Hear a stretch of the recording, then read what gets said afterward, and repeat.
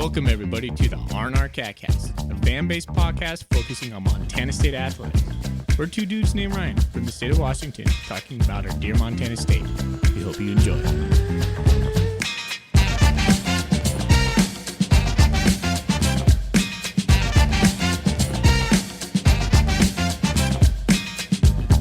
All right, welcome back, Bobcat fans. Thanks for joining us on the Instant Reaction Show. We're here to talk about the Montana State game that just got over. Montana State loses 7-37 over Missoula. A total butt whooping by the Grizzlies against us, and there's not a lot of feel goods right now. So Thorny and I are going to let it out. We'll try to go into the good, the bad, and probably the ugly right now. We're licking our wounds. We feel pretty down. We'll try to put a positive spin on it.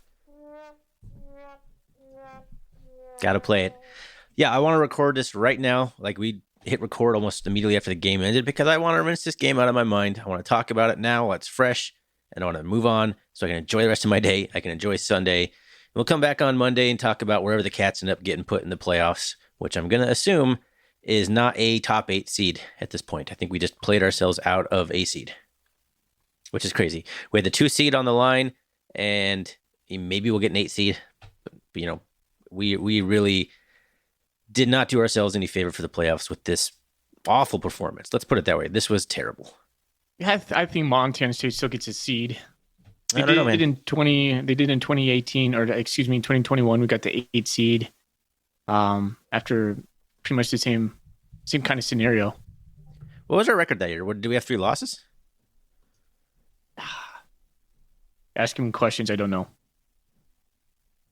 No, we only had 2 losses that year. No, that was our 3rd loss that year too. Same thing. Nope, I'm looking at this year. Gosh darn. Thanks for reverting back to the 2023 schedule, ESPN, when I was trying to figure that out. No, we were literally 9-1 heading into Cat Grizz that year. So okay. we bumped all the way down to the 8 seed after being 9-1. We're definitely not going to be an 8 seed if we're 8-3. I don't know. I think we still are, but we'll see. Come tomorrow. Yep. All right, where do you want to start on this game? This was bad, man. This was a bad performance. I'm really disappointed with how the Cats showed up. I want to give a lot of credit to the Grizz. I thought the Grizz played a really good game. They played a much cleaner game. They were more physical. Washington Grizz was rocking. Clifton McDowell played really well. You got to give the Grizz a lot of credit on this one. I don't want this to be an episode where we are talking only about the Cats and how bad the Cats sucked and all that stuff. I got to give a lot of credit to the Grizz. They played a really good game. And pretty much everything that I thought in my head all week long that could be like the nightmare scenario that would play out in my head, like Clifton McDowell keeps rushing for a first down on 3rd and 4. All these kinds of scenarios I had in my head, they pretty much all played out. Other than the Cats' running game did okay, kind of. They didn't shut us down, but it obviously shut us out of the scoreboard. So say what you want. It doesn't matter if you run between the 20s. If you can't punch it in, it doesn't end up mattering at all. Yeah, the Cats outrushed the Grizzlies 213 to 202 yards. I thought the lines played on both sides pretty good, actually. Yep. I thought the offensive line did pretty good. There's a few times where they let Alex Gubner just wreck them, but, you know, he's a good player. Yeah. And hopefully he's an All-American type guy. You don't want that to happen. Obviously, if the offensive line was as elite as we were thinking, it would have happened less. But I thought the offensive line did pretty good. If we're going to start structuring this in the good, the bad, the ugly, that's one of my goods. I thought the lines were pretty good. Not enough to put in the bad category anyway, but that's all I have for the good. Yeah, that's really all I have in the good too. Like I'm struggling to think of what was positive in this game. There's not a lot of positives. There's not even any silver linings. Like, what can you take away from this game? Yeah. Julius Davis ran hard. As always, he played good. Surprisingly, we don't give him the ball more, but that's that. You know, when you got a guy like that who is running pretty well, I mean, 14 carries is decent, but yeah. I was telling you before we started recording, there was the one where we, that first drive where we got down in the red zone and we were moving the ball after Tommy had like a 40-yard run or something down there and get us inside the 30 or something. Then we just went to Jared White. It's like and then we went backwards. We had a false start. So there's another thing, a false start, go backwards. Then we run the ball like 3 times for like negative yards and then miss a field goal. It's like, that's the game. Like that's how it's going to be. And that's how it was. And yeah, you got a guy like Julius Davis who's running well. I don't know. I thought Scotty Humphrey played really well. I put him in the good category. Okay. Just off the top of my head here. Let's move to the bad category. Okay. Bad category. Man, it's going to be hard. Is there anything in the bad category, or is it all just ugly? Yeah, well, let's just all lump it into one. I think not playing Sean Chambers was something that the Cats missed out. They probably had plans to play him. Didn't happen. Red zone offense was terrible. I'm going to stop right there because I'm sure you have something to say about the red zone offense. Do what? Sorry, you kind of cut out there. I was talking about the red zone offense. Do you have any thoughts on the red zone offense? I mean, continue to have procedural penalties when we get in the red zone in environments where there's any sort of noise at all, basically on the road. Continue to have false starts. We continue to shoot ourselves in the foot with stuff that is not, it's fixable. Like it's in your own control not to have that happen. Yeah. I thought another bad was we went 1 for 10 on third down. The Grizzlies were 7 for 14. So bad. So 7 bad. for 14. The defense did improve a little bit because they were like 4 for 4 or 5 for 5 on third down to start the game. And so that would make them like 2 of 9 for the rest of the way out or something or other. But yeah, they punched us early, and we talked about that with Zach. It was like, what's going to happen if that happens? And we were never able to capture the momentum. No, we never even had a taste of it. I guess we scored that touchdown right at halftime, and like, okay, here we go. But then the Grizz scored a touchdown, easy touchdown right after that. I'm like, well, that was fun. That was like the one little tiny candle flicker of flame that we had, and then the Grizz just stomped on it like right away. It's like Brendan Hall's been putting it out of the end zone all year long, and we kick it right to the 1 yard line, right to Junior Bergen. He goes 50 yards on us. Mm-hmm. Okay. It's that kind of day, right? It was that kind of day. But the problem is there's been several of that kind of days for the Cats. Now, this was we didn't get our butts whooped against Idaho, but it felt similar in terms of just not looking like the Bobcats do. And at what point do you accept, how good are the Bobcats? Are we the team that's going to play these kinds of games and just, not be able to win these kinds of games? We didn't compete today, but we competed against South Dakota State. We competed against Idaho, but everyone is thinking the Cats have a chance to go back to the national championship. How good are the Bobcats? There's going to be a lot of soul searching, a lot of questions after this game. And I think that's going to be a big overarching one is just how good are the Bobcats? Are we as good as we think we are? Or are the Bobcats just the 10th best team in the country? Depends. It really does. I think the Bobcats can be one of the best teams in the country. We were in some tight spots this year. Like we've played some really tough road games. Let's acknowledge that. Going on the road to Idaho, going on the road to South Dakota State, then getting beat at Washington usually. They were all top 5 matchups. And then Sac State on the road. Yeah. They're still in the top 10. We won that one. We did win that one. Yeah. So not all is bad.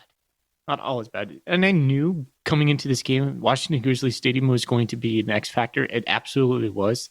We could not handle their momentum. If you look through, there's going to be overreaction Monday, overreaction all this week. It's going to be talking about both the coordinators, game calls, and just inability to execute when the chips are down. Yeah, and that's fair. Yeah. That's a fair discussion. It is fair. It's a fair criticism at this point. I've purposely not gone on about Bobcat Nation once. I went on Twitter only to kind of congratulate the Grizz and talk about the Cats have some soul searching to do and all that. I put a post and then I kind of went off there. So I'm not reading the chaos. I'm sure it's full on meltdown mode over on Bobcat Nation and Twitter, and I'm sure Grizz fans are enjoying it and talking lots of smack as they should. I mean, we'd be doing the same thing. But so I haven't consumed any of that. So, but I think pretty much anything is fair right now, almost because you can at some point you're talking about being road tested. Well, against the top teams that are still top teams, the test we passed with 25%. That's an F. We won one of the 4 hard road games that we had. That's it. Weber doesn't count anymore. So between it was a bad schedule, but if you're going to be an elite team who wants to go to the national championship, you can't go 1-4 in those games. Yeah, but it's weird 2-2, and we're still it a wasn't seed. like we lost Idaho and South Dakota State by merely inches, really. So I mean, that's a razor thin margin. Like you're saying, yeah, it's a F. You're right, but I don't think it's like as easy as just saying, yeah, that's what we are, because it feels different if we get our butts kicked each one of those games, but we didn't. We got our butts kicked today. That hurts. Yeah. So, yeah, I think the Cats still have a lot to play for. They can right this ship. Absolutely. This is not over. The Cats can gain momentum. They could come back to Bozeman, have a hard look at themselves, make some changes maybe. I don't know what kind of changes they would need to make. That's too early to think about. But they have a resilient bunch of players that want to play for each other. Mm-hmm. And that's galvanizing. This is going to hurt, and this should hurt. Those guys are going to take it to heart. And they're going to come back into the playoffs. Kind of a pissed off team, I imagine. The test is when we have to travel. Like, we went to Sam Houston State last time this happened, and look, that was a great game for us. It was one of the best wins of Coach Vigen's tenure. We'll see what happens. Do we get to come back to Washington Grizzly Stadium? That would be fun. I'd actually be up for that. Yeah, a shot at redemption, I guess. Yeah. You get that narrative, and you win that game, and then this game is completely washed out of your mouth, completely. Yeah. But then, the stakes are obviously lose two, get knocked out of the playoffs, where the Grizz bragging rights for the rest of our entire life until we die. Maybe. I mean, maybe, right?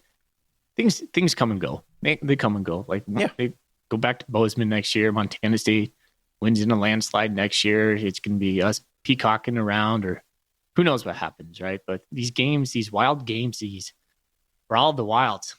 They're living up to their names. You and I were talking about it. We haven't seen a close game in a long time. 2018, you said it was an anomaly. It feels like an anomaly. But like a back and forth game doesn't feel very... No. Lately, it's just one team steamrolling the other one. Yeah. It's capturing the momentum and then just riding that crowd and the home field advantage all the way to the victory. So, Yep. I don't know. The optimistic part of you would say, yes, this happened in 2021, and then the Bobcats went on to make a run to the national championship game. Yeah. So there is that side of it, but I don't know. This was a very disappointing effort. I thought the team looked completely overwhelmed by the moment. They looked scared, timid. I thought the play calling was kind of timid. We see this time and time again where we have these big matchups, and all of a sudden, like what has been working for us all year long is having a good mix of Chambers and Tommy. And then we get in these big games, and it's Tommy. And I like Tommy, so this isn't a knock on Tommy. It's just that we just changed what has been working. And yet again, here we are. Now, this was better. I give credit. This was better than like Idaho, where we looked completely like, what are we doing? We're just throwing the ball over the place. We're not even playing Sean Chambers at all. But still, it's like we just kind of get away from some of the stuff that has been working, and we start relying too much on one guy when it's been a team effort up to this point. So why do we go away from that team aspect when the games matter, when they're on the line? Yeah. Some of the play calling was questionable at best. 0 for 4 on fourth down.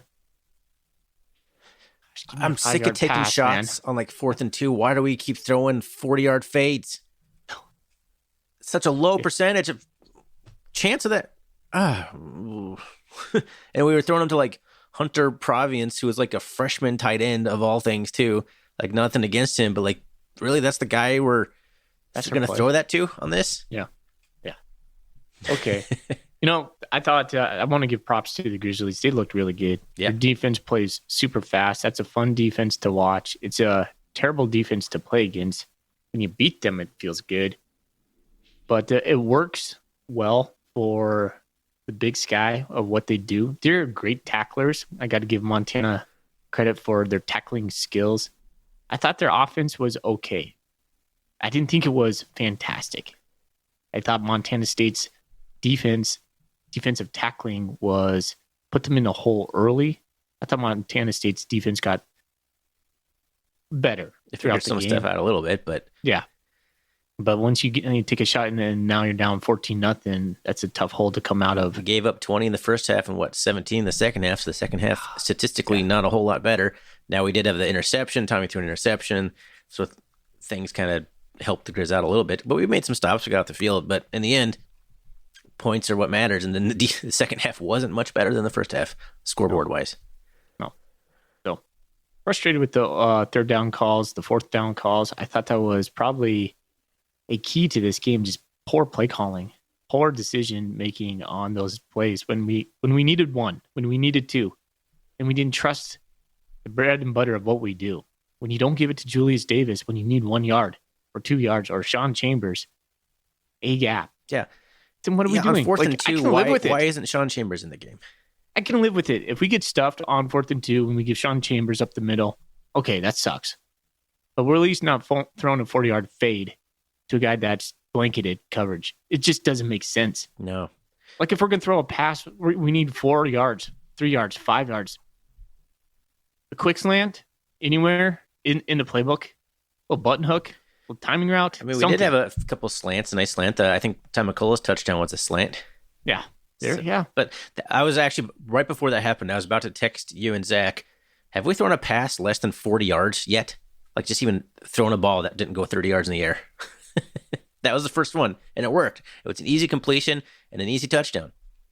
We didn't do the pop pass that we did. That gains a lot of momentum. And I understand. Like that's defensive specific, and maybe it doesn't work against a team like the Grizz. But there was just some things like you just didn't see it. It feels like we didn't learn a whole lot from Idaho. Yeah, the same kind of mistakes that last drive against Idaho, where we got down into the scoring position and we just threw 3 fades. Like, why do we go to that? It hasn't worked this year at all against anybody. Yeah. It's not working. Tommy's throwing pretty good passes. We don't have guys that can separate or whatever. And then Ty McCullough dropping that pass was just a killer too, because that game, it wasn't completely over at that point. He catches that in stride. He scores a touchdown. Then it's 14-27. I don't remember what it would have been at that point, but yeah, still, right. It's still. And then they got the first down from the defensive holding, and I think we ended up turning it over on downs on that drive. I don't even remember what happened on the drive. Yeah, we were 4th and 6, and then we hit a 5-yard pass to McCullough, and good tackling again. That was one of the decisions I was like, okay, I can live with that. 4th and 5, we hit a 5-yard pass, and yeah, you got to get to the sticks, but still a much better chance of getting a first down than throwing a 30-yard fade. Yeah. So again, comparatively, I'll live with that. I just wanted to mention this before we get out of here because I don't have much more to say. The Cat Grizz game is always such a unique game to me. It feels like it's played above everything else, and the results don't always match up of how the teams actually are. Like, no. What do we learn about the Montana State Bobcats? I don't know if I learned anything about the Bobcats today. Like, did we fold under pressure? I don't know if I could even say that. I think the play calling was suspect. I don't know how I feel. I'll have to think about that a little bit more. I don't want to go rewatch this. Oh, I don't want to. I probably won't. I'm probably just going to flush this down the drain and yeah, I imagine our regroup tomorrow when we get our seating. I imagine our thing on Monday is going to be probably more geared towards the playoffs and what we need to do to right the ship and all that kind of stuff than it is really digging back into this one, because I think that's the only thing you can do, even as fans of the as Bobcat fans and at podcasters and people that talk about this. I think everybody in Bobcat Nation wants to just flush it and move on. And that's why I want to do this podcast right now, because there's still a day and a half left in my weekend, and now I can just be done. Now I'm free of having looming over my head that I still have to talk about this garbage game. Well, it's done. It's over. Now you can relax and know that we still made the playoffs. That's a huge thing. That is still in front of us. And Thorny, I was just thinking, hey, if we don't get a seed and we do have a first round game, it might not be a bad thing. Montana State's going to be mad. They're going to be mad. Now their home game at Bobcat Stadium start to get the train going again. Nope. Train going to Frisco. It's still available to us, buddy. And there's still parity. Like, there's teams like Delaware, who was battling with Villanova. I don't know what they'll end up at, but like Furman, there's still teams that are going to be in those top 8 seeds that are like, do you trust those teams to really win all their games? Like there could be an upset that still gives the Bobcats another home game. That's what happened in the run in 2021. Yeah.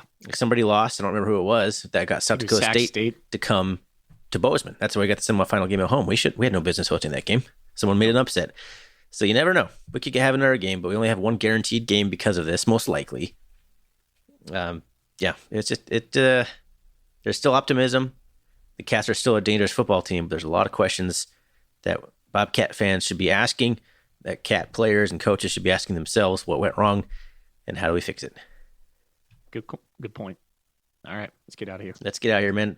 I don't really feel like saying much about all the stuff I would usually say, so let's just get out of here, man. Go Cats. Go Cats.